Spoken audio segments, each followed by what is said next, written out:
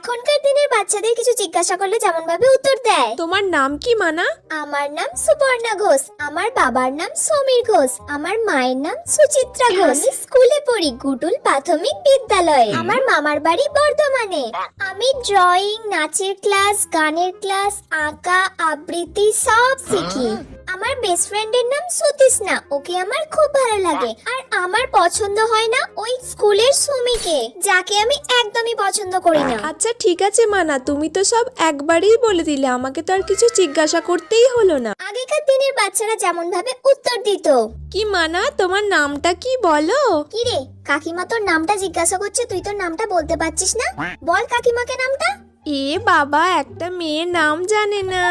আসলে কি বলুন তো, ও না একটু লোক দেখলে বেশি লজ্জা পেয়ে যায়, সেই জন্য কিছু বলতেই পারে না। আসলে আমার মেয়েটা না খুব লাজুকে। আরে পালাচ্ছ কেন? দাঁড়াও।